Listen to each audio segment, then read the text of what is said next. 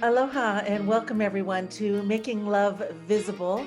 My name is June Dillinger, and I'm so glad that you joined us on this podcast today. I have another female attorney. Something's going on with me that I have all these fantastic attorneys with lots to say, and I think you're really going to enjoy her. Her name is Virginia Warren, and she is another blessed soul that I happen to have met through actually Nadia Gilks, who was on the previous interview. And she said, June, you need to speak with Virginia. She's an attorney, she's written a book, she's all about love, and she handles divorce. And your book is called The Benefit of the Ex, Making Love Visible When Everything Changes. Get connected. So, Virginia, welcome to Making Love Visible. Thanks so much, June. Great to be here on your show. Thank you again. And yeah, love is my jam. So that's what we love to talk about, and we need to bring more love into the world doing that, don't we? I love that. Love is my germ. And I think I might have to be a user of that statement. That's so cool. So tell me and our audience a little bit about your career and why love and law are getting a hit by you. yeah, okay. Well, I don't know if you want to hear it from the beginning, but I the do. short, Like, how did yeah, you okay. get where you are today? How I did I saw get your here? your book cover is a super sexy shot of you with these leopard heels holding your book. I'm like, I need to get back and get a new photo shoot reel done because that is hot. So yeah, so what's Yeah. it all about? Give us a skinny. Yeah, the leopard print shoes have a real meaning for me, and it's a laugh because I think life is a laugh. And what happened to me was one day, yeah, I become a partner in a law firm, and there's a long story in the synchronicities in life got me to this place. I'm a later lawyer in life with a lot of life experience, but there I am, a partner in a law firm, walking down the main street of my town one day in my lunch break, and I have on my beautiful suit and leopard print heels, and I go to the pedestrian crossing and I trip and fall and I end up on my hands and knees in the middle of the crossing. Now you can imagine how embarrassing that is. I was hoping those stripes on the crossing would open up and swallow me whole, but they didn't. And so a man had to get out of his car and pick me up because I couldn't move. I was just like, I'm going to die of embarrassment here. Anyway, I got over that and I had to go to my chiropractor because, yeah, it really hurt my knees. Now, I've been walking in heels all my life. There was nothing there. I think the angels tripped me over to change my direction. Yes. That's what I say. And so I go to my chiropractor, and he said, Virginia, you need to do yoga for your bruised ego and knees. And I thought, oh, yoga. That'll be like watching paint dry. You see, I was more of a Zumba girl. I was out there, doing this, shaking that thing, and doing everything else. And so I went off to my first yoga class dutifully, and gee, I was shocked. I was so absolutely taken by what I thought was why was a few breaths and a few stretches making me feel so good. I didn't understand that. And so with that, then I went off to, like any good lawyer would, I wanted evidence. So I went off and did a diploma, a 12-month diploma in yoga teaching, to learn why that was. And I came across all these beautiful philosophies, and one that I couldn't bring back to my legal practice. When I got into that space, then when I started embodying this idea, it was called ahimsa in yoga, which means non-harm. And I thought, oh, how can I bring non-harm into legal practice? And that's when the journey really started for me. And that was 2012. It's nearly 10 years later, and I've done a lot in this space and studied a lot of philosophies. But what I got from it all was there's one underlying thread, because there was a lot of, ritualization of all sort of different philosophies on the planet. And I got from it all that we're all connected at a fundamental level. And that connection is foundationally based in love. And so that's really where I came from that point of view. And one thing that resonated with me the most in all these philosophies was shamanism. And shamanism is really about finding the self, finding the fragments of self, moving back to love, to become whole again, because all our unconscious beliefs are fragmenting us. And the way I looked at it, I thought, oh my goodness, lawyers, we have before us the people bringing conflict to the table, which is showing us the fragments that people can't see in themselves. Why aren't we using that? Why aren't lawyers becoming first responders, healers, effectively? And I thought to myself, how on earth am I going to bring non-harm into legal practice? Because effectively, legal practice is underpinned by fear. All law on the planet is underpinned by fear. I don't know whether many people actually know that. All the documents, all the legislation, all the contracts, everything has in it me versus you. And if you do something, I'm going to punish you for it. So that, that's what's guiding us. Some people say it's, I'm just going off track a little bit here, but I just want to put this part in because this is what was a revelation to me, that if we're all thinking from the place of we have to act in a certain way, otherwise we'll be punished, we're afraid. We're all living our lives in fear. There's an underlying fear going on rather than the freedom of being our authentic, loving selves. And so this is causing conflict. So this idea of ahimsa was very difficult for me to reconcile with legal practice. So, and there was one particular area of my studies, because the concept of ahimsa was beautiful, but then I went into all these other beautiful philosophies, and one that stood out to me was shamanism. And shamanism talks about how we're fragmented. And they say that we as humans come into this world perfectly, and we fragment because we might, and I say it's by being given rules. Say, boys don't cry. That's a rule. So then a boy doesn't know how to emotionally mature his sadness. It gets frozen at 3 years old. Don't cry. Yes. So that part of him doesn't mature. He can't bring that into the now and be an emotionally mature man, having experienced all that is about sadness or whatever other emotion that he's not allowed to express. And the same with women. Women don't get angry. Don't assert yourselves. Be nice. That was the sort of the rules that a lot of young girls were given. And of course, then we can't emotionally mature our anger. We don't know how to do that. We'll just suppress it. Oh, I'm not angry. Those sorts of things. So this is fragmentation. So we've fragmented parts. We've left parts of ourselves back in time. So effectively, we're not whole anymore. And of course, when we're feeling like that, we get into a conflict. Because, for example, if you're a young man and you go out into society and something makes you feel sad, and you can't feel sad, you're going to get angry, aren't you?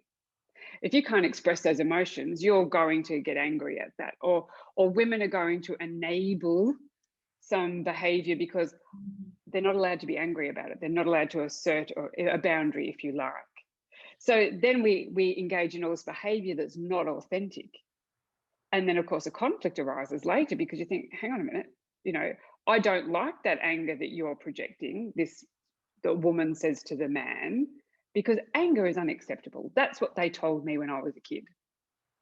There's such an interesting statement that you made a moment ago about people that, and correct me if I'm wrong, people that go to seek an attorney come in fear, but they're actually in search for love, or something similar to that. It reminds me, yesterday I heard a statement: people don't go to the hardware store to buy a drill. They go to the hardware store to buy a hole. Right? So there's that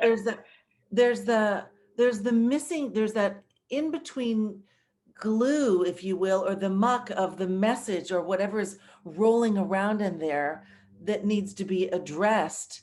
Not particularly with the hardware and the drill, but the drill and the hole, but that same scenario, that there's that in between minutia or thought process that needs to be addressed. And for me to connect love and law feels like a huge leap, Virginia.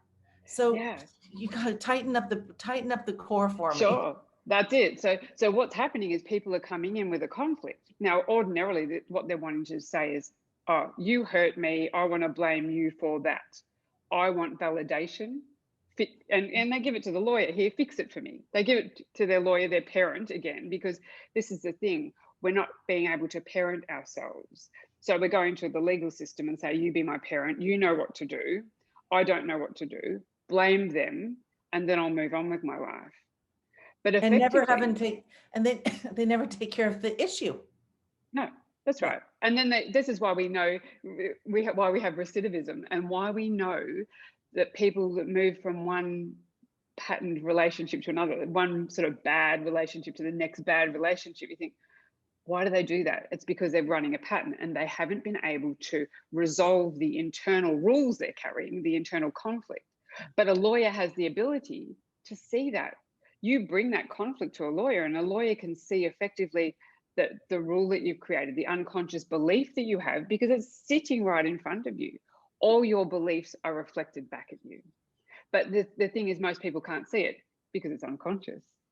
For others, it's quite obvious what's going on with you, but you can't see it. And that's part of the fun game of it. It's finding that again. And the thing is, from fear, a fear-based system, we're trying to find love at all times. So we're born into love, and then we're trying to find those fragments. This is what I believe to be the journey, is that you're fragmented as a young person. You go out into the world effectively like a Hansel and Gretel story, trying to pick up the crumbs and trying to find the pieces again to become whole, to move yourself back to love. Now, people do things because they feel better in the doing of it. So that might look bad to somebody else, but effectively, no, that felt better for me at the time to take that action. It gave me some relief from the pain I was feeling. And so that's it. I believe all humans are all looking for love. That's why we get up in the morning, what we do. Every single situation I can think of is saying that to me. So in this, how is it, how has your practice, your law practice evolved over the course of the past 10 years? And I know you've got another creation that I'd like to hear about too, in addition to a little bit more about your book as well. Yeah, well, the thing is, the legal practice it was very difficult to bring this idea into a traditional legal practice, because people come in with the idea of, I want to blame somebody. I'm here to I want to fight. be right.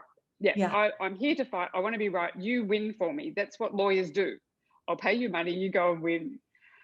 But what's winning for a start? Win, lose, everyone loses effectively, because you don't profit. A client doesn't profit at all from that experience. It just destroys, it disconnects.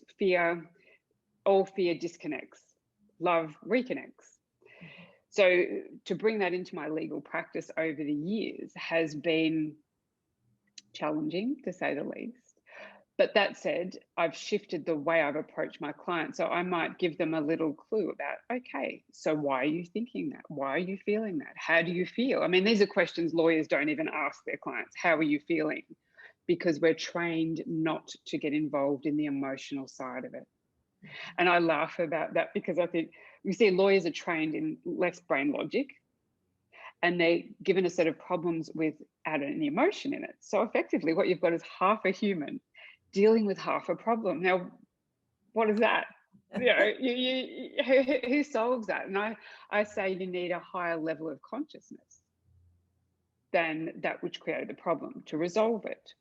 So to do that, I've helped clients over the time gently shift their perspective, in that this is about your life experience, your reaction to life. If you can examine how you're reacting to the other person, that other person came into your life for a very important reason. You've attracted them. Now, I can say this because particularly, people say, oh, well, why did I attract this violent man or whatever? I did. Now, mine wasn't physically violent. It was emotionally abusive relationship, psychologically abusive. And you don't know it when you're in it, But then what I saw was, and I was recently in the family court system myself, and I sat in a room, a safe room, with other women who were subject to domestic violence. And I looked around at them and I said, you know what? Guess what? We're all enablers. And I could have heard a pin drop at that moment. And then I said to them, we didn't have to choose this relationship. We all know perfectly well we stepped into this space with another man that we thought perhaps we could change if we loved him more, or if we were nicer, or if we did something else, everything would be good, because that's the rule we've been carrying with us. Mhm. So we've enabled it. Now, of course, the longer that goes on, the more that energy is enmeshed, you're more codependent, and it's more difficult to remove yourself, because the longer you're in, that it is energy that when you pull it apart, it will hurt. Yes. And sometimes that can hurt more than, physically than we would like. But yeah, so, It makes me it can think be of very the, serious.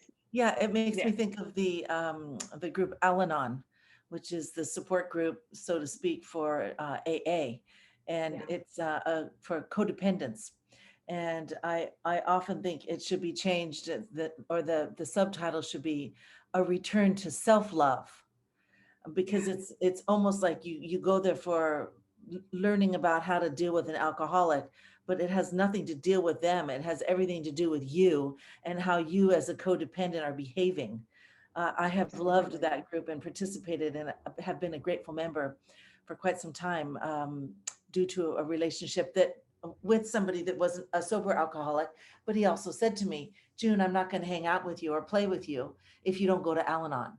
And so he took responsibility for himself. And I learned more about me than I could care to say, still on that path. So, yeah. Um, I want to just circle back to law and love with regard to your practice per se, because there's such an emotional touch point. So you must attract clients that come to you based on your beingness, and they heard this is a lawyer in love, or they know about your foundation and your organization.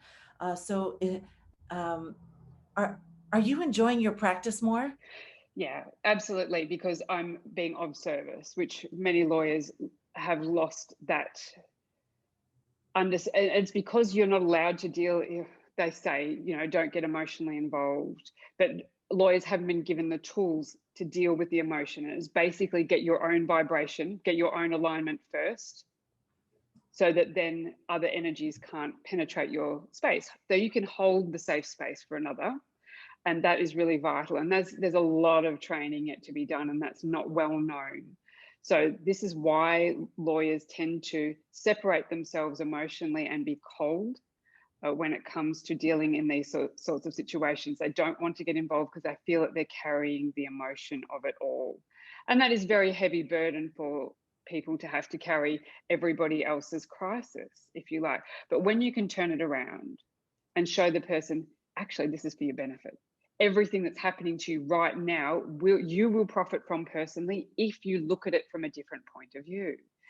And so that is exciting, not only for the lawyer, because you feel like you're really giving something back, Yes. but it's very exciting for the client as well, because I think, wow, because your life is just your experience of it.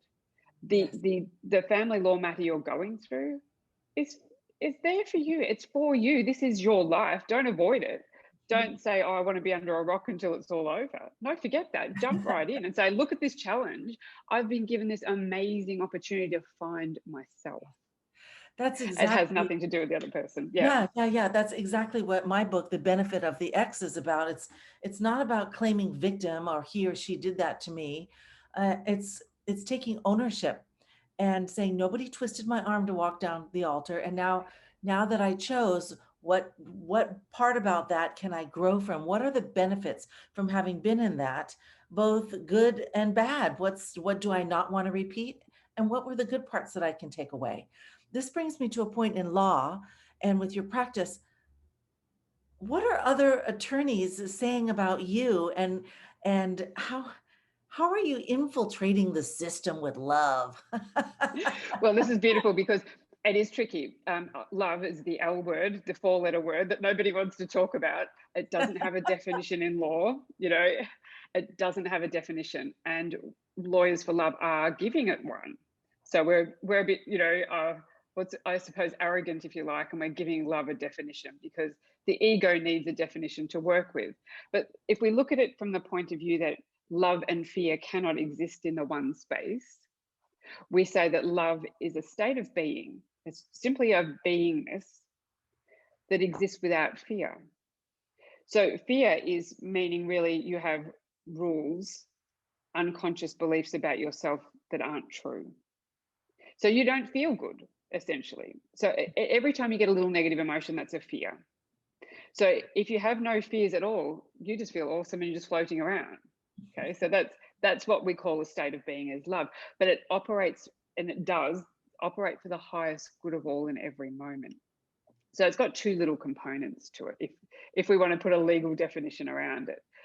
And when we're showing people what that is, it's just so we can bring you back to love by picking up the fragments that you lost as a child, the rules that you created, that's fragmented you, and you move back to love. Now you do that using the legal system. So lawyers, as I said, could really benefit from this. But to answer your question, it's a scary place to be in because lawyers they weren't trained in it. Lawyers have an identity.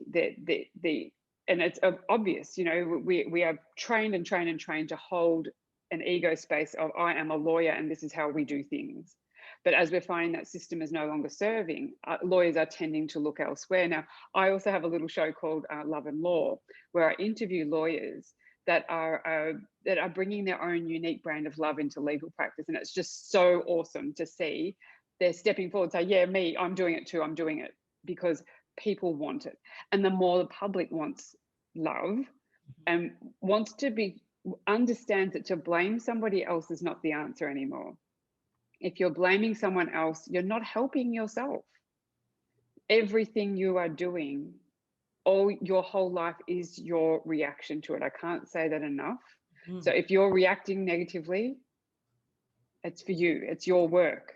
So if someone could yell at me and call me an absolute idiot right now, and so, oh, good, okay, yeah, so I'm an idiot. So what? What? It's not to affect me. And that is the ultimate state of being, where nothing can affect you. Nobody can say anything about you because you think, oh, that's not true.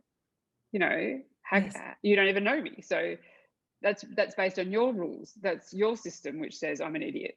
Yeah, I'm curious too. Are there other lawyers that this is a twofold thing that say, "Oh, this is a bunch of hoo ha ha," and Yeah. are there other lawyers that are like, "She's on to something. I need to know more. We need her to come be the keynote speaker." Or for even lawyers that are looking for personal self care in an inquiry into the dynamic of how is she doing it, not for the sake of money, but for the sake of love for everyone as a win-win with her clients. So tell me a little bit about those two sides of the law, if you Yeah. will.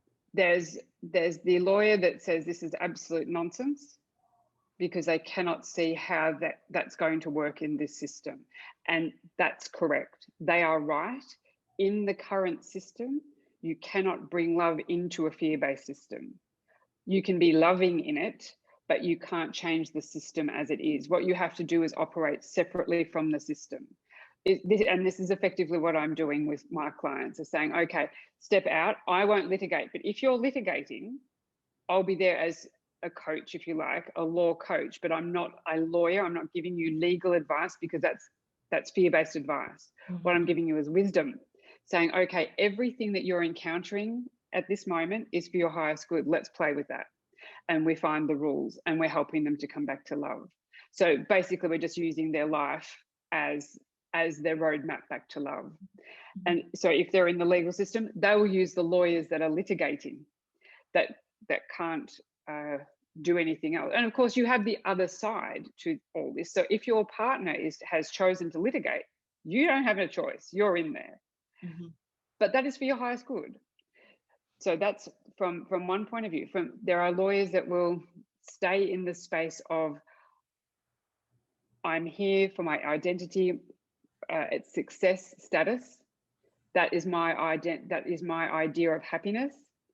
And many of them get, despite studies, now there are studies out there now that have been recently done in the States which say those lawyers that choose success from a place of autonomy and authenticity will feel better in the end. But the trouble is the system sucks you in. So you get sucked into the energy vortex of everybody around you striving for success. Now, if you're different, you don't fit that energy. So you either need to move out or you stay with them, one or the other. It's just as simple as that. And they find toward the end that they're not feeling as happy as what they thought they could. So this is for them to work out. I'm not criticizing that system. It's just a system. But it's based in fear, and that it's driven by the financial reward of the status. That's okay. And it's all fear. Everybody's unhappy and they want the next thing. They're looking for something externally to them to complete them. However, this is just a different space. It is a state of being. You exist. You are in love. You are in that space. So then you exude it, and then that energy is then transferred to another. Yes. I just had an interesting thought, and it's sort of like a two-sided coin here. Um, Somebody picks up my book because they're like, yeah, right, I can't believe what would the benefit of my ex be. And then they think to themselves, you know what, I really need an attorney that could see it this way. And the next thing I know, they call Virginia Warren or That's your it. organization with the location here in Honolulu or down there in Yeah. Australia. And I really like the idea that, or somebody calls you and they say, I've heard about you, and you say, "Oh, fantastic, and I've got a book that'll work with you to help you heal thereafter." I'm just thinking about there's because once there's a little tiny opening where I'll speak for once I have a little tiny opening in my mindset, all of a sudden it wants to it, I feel like there's an asking of more of me. What more is there? I'm more intrigued. I want to know more. I want to get deeper into it. And from a place of enlightenment and how I grow myself, I continue to reach for the edge. I continue to want to dance on that edge so that I can remain awake and aware as much as possible. And so, having this conversation with an attorney, a divorce attorney, who is bringing love into the conversation and into the world of law is huge. So, besides affecting your personal practice, tell me about the big picture and what's going on for you.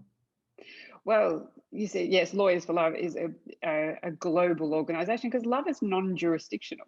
That's the beautiful thing. Whilst I you love how have you in, use that. I love the word jurisdictional and love. yeah, It's non-jurisdictional. So is there a website? Lawyers lawyersforlove.love. for Love. Okay. Dot Good. love, yes, and people Love. can connect with us through there, which is beautiful if you want to know more about our work, because we're researching things for lawyers to see how lawyers, if they're using these methods, how they'll be happier in their legal practice. And so we're training lawyers in that Ah, space as well. um, it's for clients that want to connect with a lawyer in that space, that can hold space for them and show them how their conflict is benefiting them, like the benefit of the ex, exactly the same thing. But this is using the legal system to profit from that as a client. mhm. And then, of course, we are also working with people like nonprofits, because we say, as I said before, all the documents have got fear in them. It's punishment. If you don't do this, then this will happen.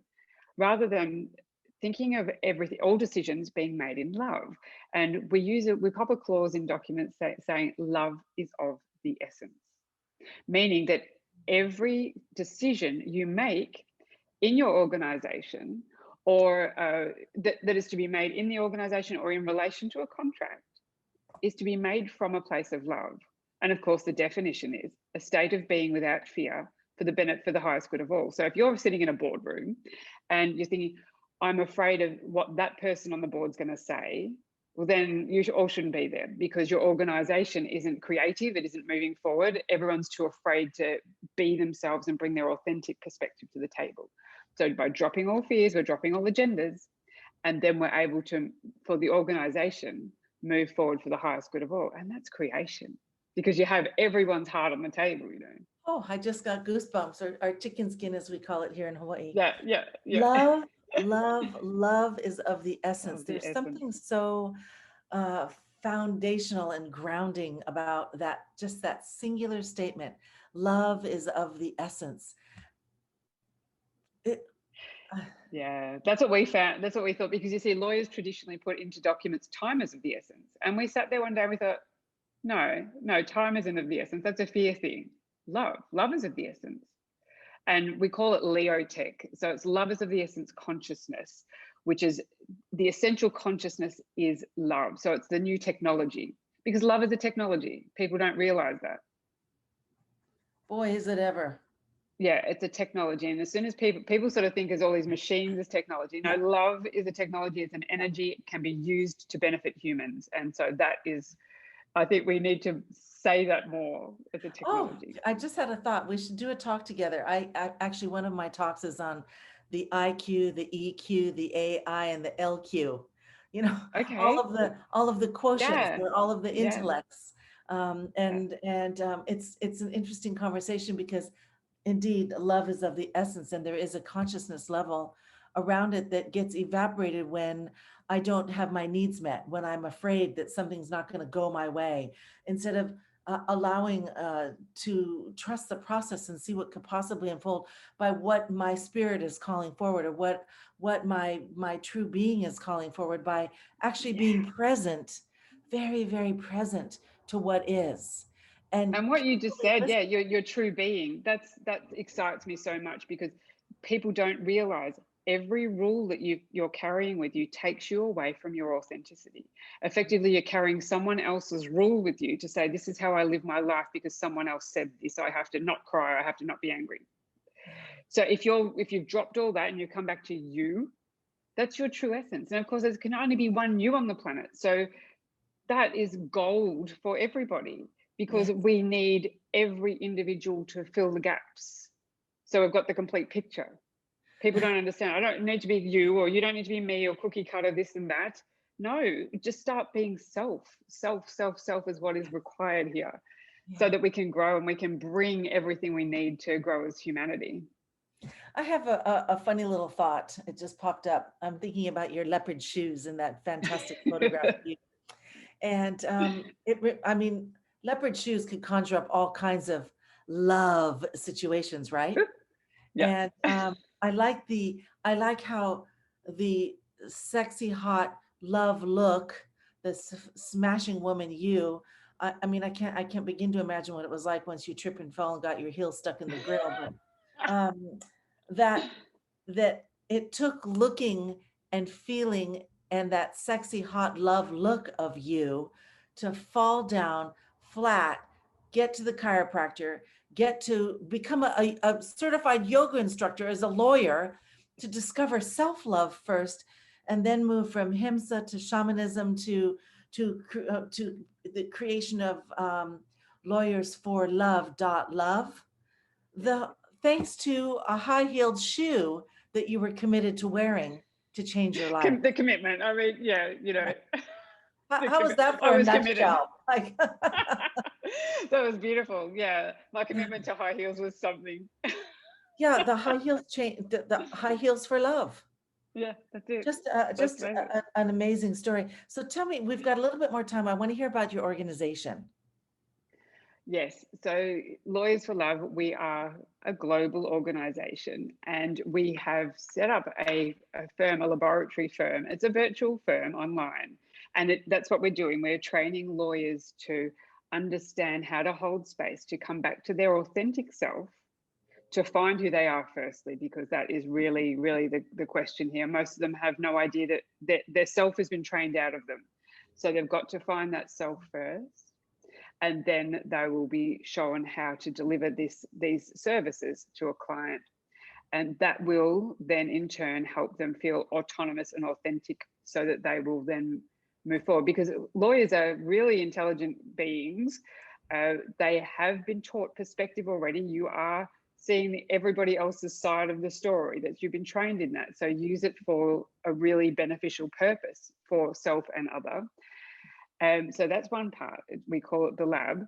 And as I say, we're also helping clients see that the legal system that they're in is based in fear, but you can profit from it personally. So you can, use it as a springboard for your own expansion, your choice. That's another one. And yeah, and the documents that we're infusing love into documents around the world, because we see all the documents are underpinned by fear. Let's put love into them. Love has a vibration.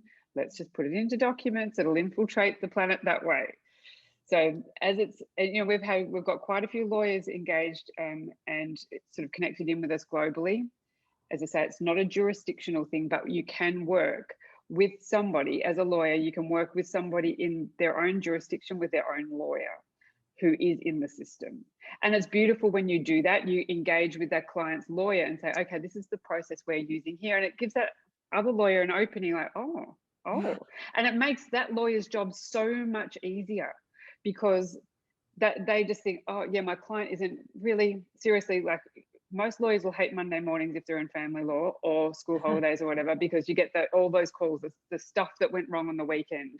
Yeah. And that takes it out of, stop using me as like, the sounding board for all the problems that are going on. I haven't got the time, I can't charge you for it. And this is what the problem is. So a lawyer will step back.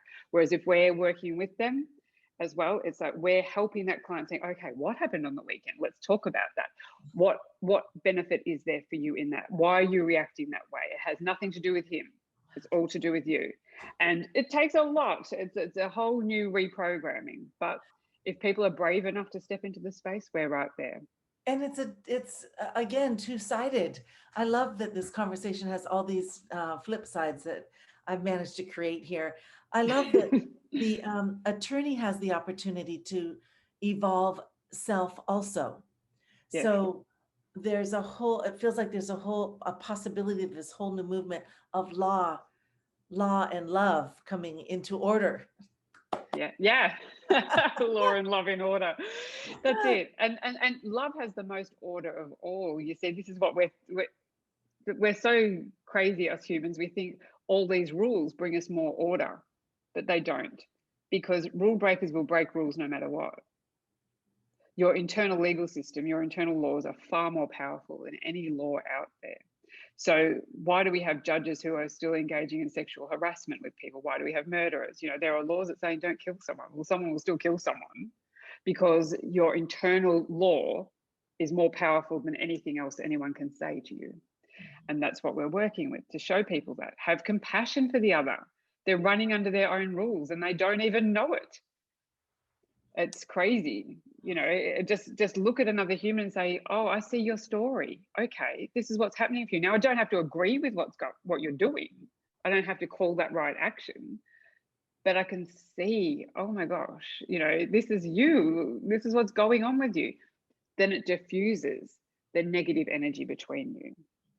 Now, recently, we had all that stuff going on in the Capitol. We have, one side and another side, and they were so against each other. And I looked at them, I thought, gee, if everyone could just see that everyone's truth is true for them, that would be a start. Because what is true for me, I might like pineapple. You don't like pineapple, for example. So pineapple is true and it's good for me, and you say it's yuck, and I can't say, no, it's good, and you have to believe me. You just think it's yuck, and that's okay. Let's start there and then work our way from that point, because I obviously got that belief of pineapple is good for some place, and you got the belief that pineapple is yuck from some place. So it's all true. Everybody's truth is true for them. And that is what we're missing in the legal system. We're saying you are right and I am wrong. Well, it can't be that, because my truth is true and your truth is true. You are seeing something I cannot see, because that's your reality. And these are very important steps in this whole process that we're trying to educate people to say, yeah, just diffuse that negative energy between you all and ask yourself the question, oh, why is that true for you? I wonder, I'm curious. Why is that true for you? What makes that true for you? And the foundational piece is that love is of the essence. That's it. And That's people just can't often what say, it is. yeah, they can't say that word. They can't say, oh, love, love. How can I love someone? And I got this lot because I was engaging on Facebook, for example, with some people that were quite in the spiritual world that were quite hateful to this thing. And I'm saying, well, can't we just love everybody? No, you don't understand. You're not, of a particular nationality and a particular thing. I thought, well, no one's hurt is greater than anybody else's hurt for a start. Right. But if you can't bring in the word love, how about the word compassion? And just say, okay, I see your truth. Let's have compassion for your truth, even if I don't believe that to be true. So yeah, interesting times. And I think it's been really a highlight for people to Oh, go through all these experiences and say, okay, what? Because what do you want to continue a fight for? Have we right. not learned over history? It doesn't work. Fighting doesn't work. And Hate it's breeds still not hate. We know working. that. Yeah. That's right. Yeah. Exactly. We need a higher level of consciousness to resolve issues now. Come in, be the bigger person, see the higher perspective. Yeah. It's and everything shows us a way back to love, the love that we've covered up from all of our programs and beliefs from our childhood, and even whether, gosh, I was in prison ministry for 5 years here in the men's maximum penitentiary. And Wow. I drove a little smart car, and on the side of the car, I had all my filigree on. It was super, super cute. And I would drive fast and sing loud. And on the side of the car, it said, "It's all about love." And I would have people stop and wave to me. But whenever I went in and out of the prison, my experience of being in there was that, like you said, we all have hurts. My hurt is no greater than yours. My we all have an intrinsic love value that we may not have learned based on our programming or pollution, but there's something in there that created the seed of my I am. Yeah. And having that discovery, and even if I was in the penitentiary for just 45 minutes and being able to share a message, it felt powerful. And so I would drive fast singing really loud to fantastic music on the way home, thinking I feel like I am being of service in the name of love. And it was very, very valuable for growth. So being of service, and I love the potential that your organization is bringing forward to take a look at what love really means, and the spread of it all. Virginia, gosh, this is outstanding. Um, Do you know, gosh, I would just want to say one more thing yeah, about yeah, what, lawyers, that the lawyers that are tending to still be in the system, if you like, they think that this is too wishy-washy. It's a paradox, because when you move into this space, thinking, oh, love, I won't earn money from love, or whatever it is that's what they vision as successful. But the most bizarre thing that happened to me was, as soon as I moved, I dropped all the rules. I don't drink, I don't smoke, I don't take cane sugar, I'm a vegetarian, not quite vegan. But I moved into that space, you have no want for it. It's like all attachments drop away from you, and you are in this amazing space of peace. And it's like the world's just floating by you, and you're just experiencing it coming and going. And it's just such a different place to exist. It's a different dimension. So I think that's why it's tricky for them to step over that boundary. Think, I'm not going to be successful. I won't know who I am. I've lost my identity. But it's just a funny, funny paradox. As soon as you go there, you think, what was I even thinking? I don't know. Yeah, who was I before? It's crazy. So yes, that's really something important I wanted to share. I love that. We're just about up with our time, and I'm wondering if, well, we could go on for hours, I'm sure, but have I missed anything that you feel like you should share? No, I don't think so. We've pretty much covered everything. The important thing is, I think, that I'm trying to say to people at the moment is everything is true for everybody. If everyone can just please see that right now, because there's so much turmoil with people in dividing opinions, and the racism and all these things. Don't be an activist against. Don't be against. That's a resistance. Don't hold up the resistance. Don't say this is bad. Everything is here for a reason. Understand where that person's coming from. Even if it's the worst thing you've ever seen, say, oh, I wonder how you got to be like that. I wonder how you got to think that that was true for you. I think if we can just even get people into a curious state, Mhm. that might just diffuse some energy. That's all. I love it. Thank you so much for your time today, Virginia. It's been so great to have you. So please repeat both of your websites, yours and the Lawyers for Love. Yeah, mine is www.thezenlawyer.com.au, and that's just got where my book is and things like that. But I'm more active now in Lawyers for Love, so it's lawyersforlove.love. That's the important part. There's .love on the end, so you can contact me through there, and all my stuff's up there, videos and all sorts of fun things. And I'm a bit crazy. I think life is supposed to be fun, and I do laugh at it. So some people find that offensive, but it is here for the experience of it and to laugh at the human condition. So Oh, yes, thank you so much, Jude. absolutely. I'm so grateful for your time here. Thank you. And for those of you that have listened to the podcast today, or whether you've listened or viewed us, thank you for spending your time with us. I hope that you have been able to find some takeaways that fill up your spirit, give you some ideas of possibilities of where you might be willing, possibly open to shift your own thinking around love, maybe anger, things that are holding you back, things that say, what if I did let go of this? Would I have a sense of freedom? And so making love visible is clearly what Virginia has done with her law practice. And I'm just going to say it. She's polluting the world with love, and her love is her germ. And so let's, please watch again and join me for the next podcast. And I'm so grateful for all of you that have listened, and make love visible your own special way, because that's my feeling about why we are all here in the world, is to discover how to walk each other home in love. Thanks for watching, and thanks for listening.